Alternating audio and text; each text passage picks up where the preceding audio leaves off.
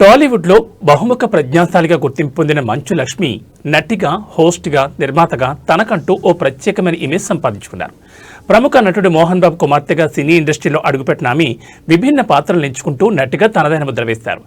అనగనగా ఓ ధీరుడిలో ప్రతినాయకురాలుగా మెప్పించి నంది, సైమా అవార్డులు అందుకున్నారు. చందమామ కథలు, గుండెల్లో గోదావరి వంటి చిత్రాలతో సహాయ నటి విభాగంలో ప్రశంసలు దక్కించుకున్నారు.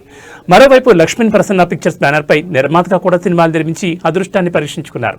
అయితే నిర్మాతగా ఆమె ప్రయాణం ఆశించిన ఫలితాలను ఇవ్వలేకపోయింది. దొంగాట, ఊకొడతారా ఒలిక్కి పడతారా, దక్ష వంటి చిత్రాలు నిర్మించినప్పటికీ అవి బాక్సాఫీస్ వద్ద పెద్దగా రాణించలేదు. ముఖ్యంగా దక్ష సినిమా విడుదలలో ఆలస్యం, సినిమా డిజాస్టర్ కావడం ఆమెను ఆర్థికంగా దెబ్బతీసినట్టు తెలుస్తోంది. దీంతో ఇక నిర్మాతగా కెరీర్ ముగించాలని నిర్ణయించుకున్నారు.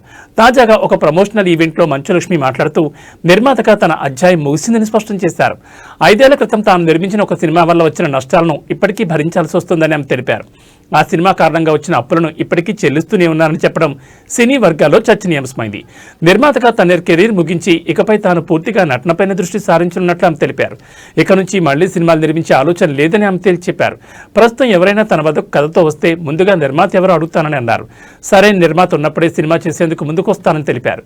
ఒక సినిమా వైఫల్యం వ్యక్తిగత ఆర్థిక పరిస్థితిని ఎంతగా ప్రభావితం చేస్తుందో తన అనుభవం ద్వారా అర్థమైందని ఆమె వ్యాఖ్యానించారు. ప్రస్తుతం మంచు లక్ష్మి ఇతర భాషా చిత్రాలతో పాటు వెబ్ సిరీస్ నటిస్తూ బిజీగా ఉన్నారు. ఆమె కీలక పాత్ర పోషించిన ఒక తమిళ చిత్రం త్వరలో తెలుగులో విడుదలకు సిద్ధమవుతోంది. నటిగా వచ్చిన ఆదాయంతో నిర్మాతగా చేసిన అప్పులను కొంతమేర తీర్చుకునే ప్రయత్నం చేస్తున్నట్లు కూడా ఆమె వెల్లడించారు. మొత్తంగా చూస్తే నిర్మాతగా ఎదురైన ఆర్థిక ఇబ్బందులు ఆమెను కఠిన నిర్ణయం తీసుకునేలా చేశాయి.